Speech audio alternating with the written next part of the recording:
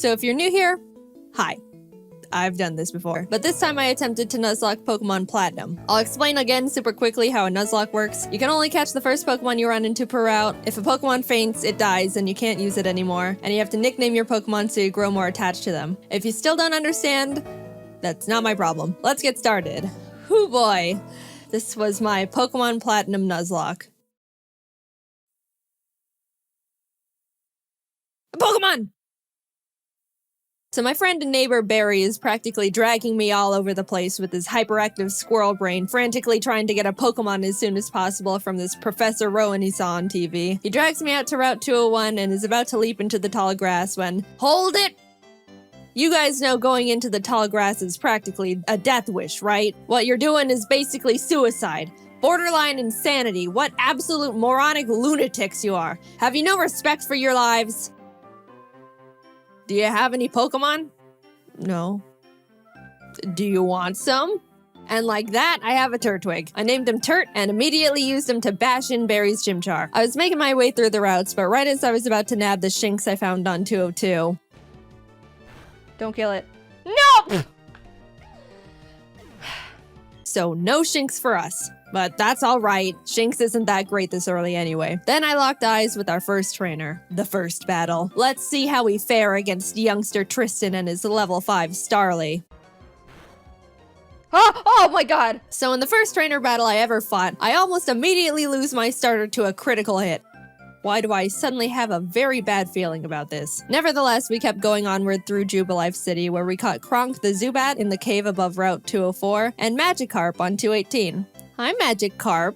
Your name is Puppy. Just outside the city, Barry runs up and demands another battle, so I happily bash in his Chimchar again, and his Starly too. I kept on my way, eventually arriving in Orberg City, and nervously challenged Rourke. I was terrified of his Cranidos, but Turt landed a crit Razor Leaf and one-shot it before it could even do anything, so that's badge number 1 for us. I made it to Floroma Town and was really excited because if you didn't know, outside the Valley Woodworks you can find Shellos, and if you didn't know, again, I love Shellos. I ran straight to the grass to get my Shellos encounter, and... I'm not gonna pass up an encounter, so I very depressingly caught the Shinx and named it Failure to vent my sadness and frustration over not getting a slug. While there, we found Team Galactic messing around, stealing electricity, and this little girl's dad. So I beat up the grunt guarding the door, broke in, beat up the grunts in the building until Turt evolved, then found Galactic Commander Mars at the end of the corridor, who I was scared of because she's got a fat cat that hits like a semi-truck. But I had a plan. Back in the Orberg Mines, I caught Dwayne the Onyx, and I brought him to the fight because in case things got dicey, I would switch him in to buy time and heal up my other Pokemon. Basically, Dwayne was death fodder. Turt took out Mars's Zubat, and when Perugly came out, Kronk plucked off the Oranberry it was holding. But she got hit pretty hard in the process, and since Turt needed a bit of healing before he could get back into it... Dwayne can take a scratch. Look at that. Dwayne is fine. He's fine, guys. Don't pull the sad nose for Dwayne. Dwayne's fine. Don't worry about him. Don't worry about him. Oh my god! Dude! Alright, I'll give him that. I'll give him that. Dwayne gets to live. Somehow, when Dwayne was supposed to die, he hung in there on 1 HP. And you know what? I respected the hell out of him for it. I let Dwayne live and Turt was able to take out the Perugly. What a legend. But then I put him back in the box and moved on. In Mount Coronet, I caught a Bronzor I named Big Boy, which I happily added to the team. And right before Gardenia's gym, Kronk evolved, which meant no mercy for those flower ladies. Badge number 2. We slashed the guard bushes in front of the Galactic building and ran up all the stairs where we fought Galactic Commander Jupiter. Let's take a look at how that went. Don't crit. Don't crit, don't crit. No! But, I mean, that won't do... Let's just hit it. Don't crit him. No. Oh my god. We finally were able to beat her, but that fight really knocked the wind out of me. I was shaking on my way back to the Pokemon Center when this lady Cynthia shows up and is like, egg? Yeah. Anyway, even meeting Cynthia wasn't enough to calm my nerves, so to keep my mind off the absolute tragedy we narrowly avoided, I decided to start training up Big Boy on Cycling Road. And then he died. I've practiced this game and So before you push up your anime glasses and tell me that steel is weak to fire, which I know by the way, the reason I kept Big Boy in was because not only is his defense an iron wall, but he had heat proof, which negates his fire weakness. But then he got crit. So, first death. I'm sorry, Big Boy. You never had the opportunity to become a big boy. I walked into Wayward Cave and found a Gible. Gible is an amazing Pokemon. It turns into Garchomp, which is easily one of, if not the strongest Pokemon in the game that isn't a legendary. Adding it to the team would give us such a huge advantage, and now there is nothing in my way between that and...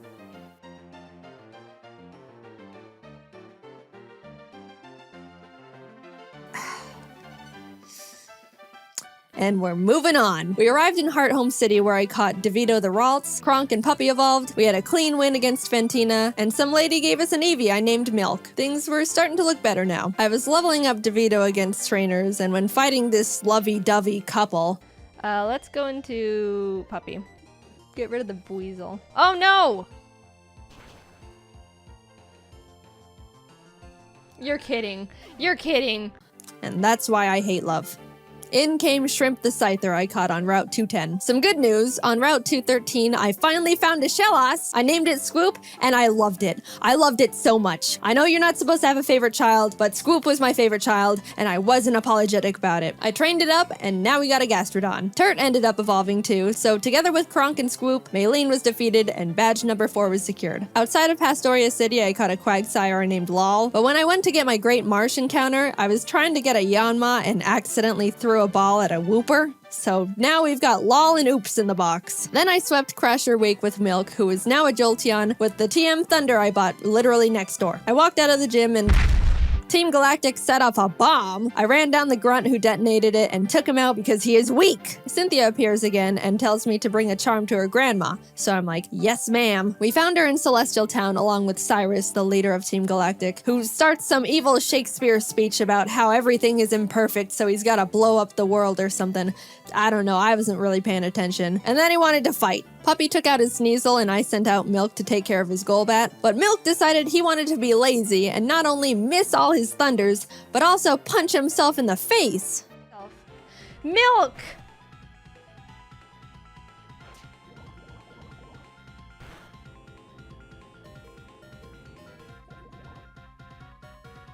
You can't be doing this. Kronk came out and killed the Golbat because Milk was being difficult, but I gave him a second chance and he took out the Murkrow. Anyway, here's your dusty charm. I went out and caught a Magnemite named C, then arrived in Canalave City where we barged into Byron's gym and demolished his team with Swoop and Turd. Then Team Galactic sets off another bomb, this time at Lake Valor. So Barry, Professor Rowan's assistant Lucas, and I split up to check on the lakes. As I'm strolling past all the flopping Magikarp, I run into Galactic Commander Saturn, who we swept the floor with. After that, we headed over to Lake Verity where we did the exact same with Mars. There was a part where Turd got crit and almost died. Oh god. Oh god. But we're fine, he's fine. Finally, we had to go check up on Barry at Lake Acuity, and after trekking through 6 feet of snow for like a mile, we get there to find Barry at the top of a cliff like, ha ha ha, you can't climb rocks. Come back when you can climb rocks, loser. I'll go fight Candace's gym now, I guess. Now, we've been having some good type matchups with the past few gyms, so I haven't really been nervous about most of them, but Candace uses ice types, which like half my team is weak against. Which, you know, nervousness rising. Not only was I at a massive type disadvantage, but the main threats on our team were her Abomasnow because it hits like a truck and sets up hail, and her Frostlass because it'll use the hail from the Abomasnow to heighten its evasiveness with Snow Cloak, spam double teams, and then just sweep my team. I walked in, took a deep breath, which didn't make me feel better at all, and started the battle. Shrimp took out her Sneasel and Swoop took out her Piloswine, almost dying in the process, and then she finally brought out the big bad Abomasnow. Since it's grass ice type, I taught Puppy Fire Blast. Yeah, I didn't know we could... Anyway, I wasn't sure it could one-shot because Puppy's not a special attacker, and lo and behold, it didn't. It didn't miss. Please kill it. Please. It's quad. It's quad. What? Eventually, Puppy took it out, but that was absolutely terrifying. Last but not least, Frostlass. I wanted to have Swoop rain dance to get rid of the hail so Frostlass's snow cloak isn't activated, but since Swoop was sitting at a not so chill 20 HP, that wasn't gonna work out super great. However, since I didn't want Kronk to be in this fight at all, right before the fight I swapped her with Failure the Shinx. Yep. Sorry, little guy. Failure looked up at the looming death that was Frostlass in front of her, and as I healed up Swoop, Failure was killed in its blizzard. It's really unfortunate we had to resort to it, but I give Failure a salute for stepping up and surrendering its life to the team. Swoop came out, got off the rain dance, and after a close battle, was able to pull through. We won, but it wasn't without sacrifice. We had a moment of silence for Failure, the true MVP of the fight. Gone, but not forgotten. Now we could climb the rocks to Lake Acuity, and when we got up there, Barry's got snot dripping down his face, crying in the snow because he got beat up by Jupiter, who looks at me and is like, "See ya, I'm going to Veilstone HQ."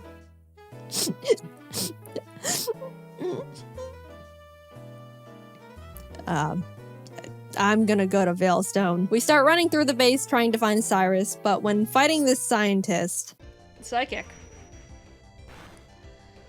Porygon 2 freaks me out. It is way too powerful, way too bulky, and it's way too weird. I do like Porygon 2 though. I would like a plush of Porygon 2. Very cute. What? What? What? What? No! No! Scoop! We lost Scoop!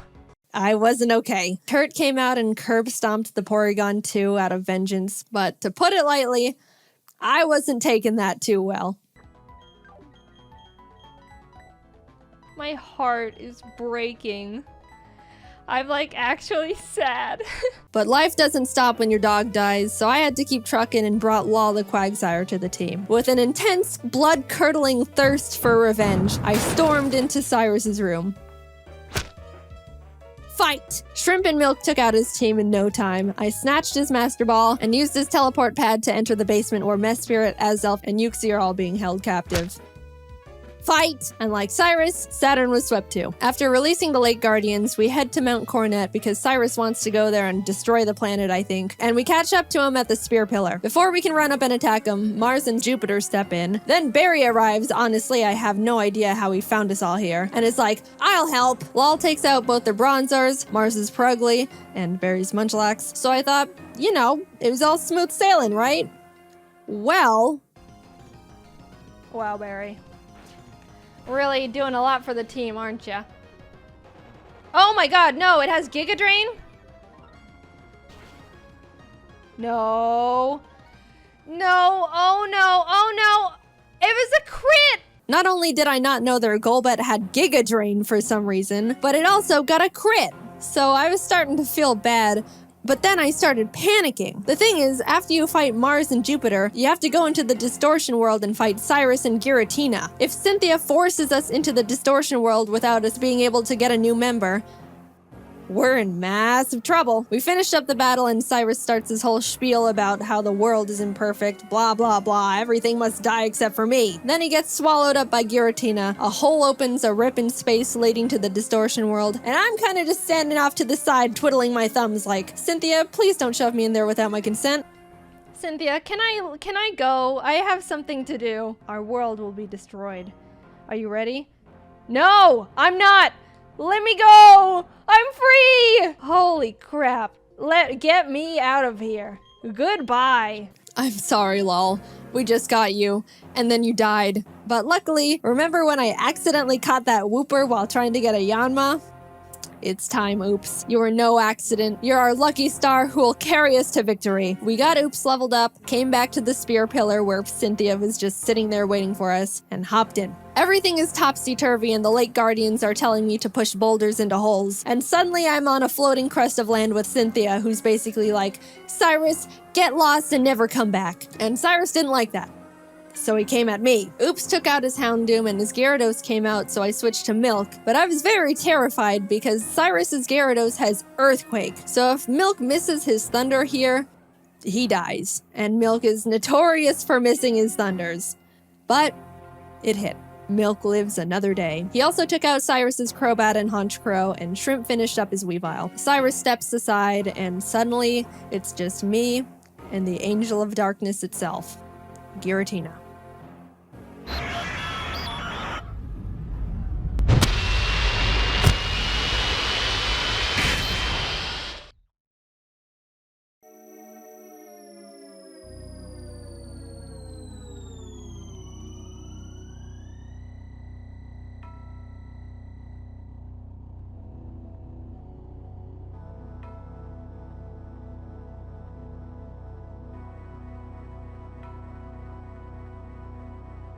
I threw the Master Ball, and like that, it was over. I saved the world. Now to get back to my gym badges. I arrived at Sunyshore City and started making my way through Volkner's gym. I know he's the 8th gym leader and he's supposed to be tough, and apparently he's depressed because everyone who challenges him isn't good enough and he's bored. But I wasn't concerned. We have Oops, and none of his Pokemon can do anything about it. It's not like they have Giga Drain or anything, right? They didn't, I checked. Oops was just Earthquake and everything, and at the end, I'll admit, I got a bit scared. Okay, don't crit. If you crit Giga Impact, that would be really holy. But it's all good. We're all good. And with that, off to Victory Road we went, where we caught ourselves a Gabite I named Flakes. Would have been nice to have one, I don't know, near the beginning of the game, say, in Wayward Cave, you know. But whatever. Better late than never. It's good to have just in case something goes horribly wrong out of nowhere. Flakes is base 60. Yeah, it is. It's an amazing... Whoa, whoa, whoa, whoa, whoa, whoa. No! You're kidding. Oh dear. And that's the straw that broke the camel's back. After Puppy died, I stepped back and decided the team we go into the Elite Four with needs to be the best possible team we can build. The Elite Four here goes pretty hard, so I couldn't go in willy-nilly just hoping for the best. After literally a few hours of calculations and research, I settled on a team I thought would give us the highest possibility of winning. I added Flakes to the team in place of Puppy, and with a heavy heart, left Milk and Kronk behind as I brought C the now Magnezone and Colgate the Togekiss I hatched from the eggs Cynthia gave me. Even though I was sad to not bring Milk and Kronk into the final battles with us, they won't be forgotten. And it doesn't negate the fact they were such huge assets to the team, and I wouldn't have made it this far without them. I'll see you guys on the other side. I took a step towards the doors of no return, and immediately got interrupted by Barry, who wanted to have one last fight. Anyway...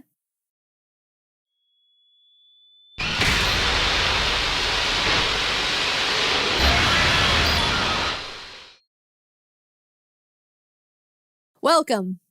This is the Elite Four. The battle starts and C takes out Aronzeon Mega and Vespiquen, Oops takes out his Drapion, and Colgate takes out his Scizor and Heracross. Next up is Bertha. Bertha loves ground types, but Turt and Oops had a smooth time smashing through her team. I felt a horrible shiver when her Rhyperior came out, but things went well. On to Flint.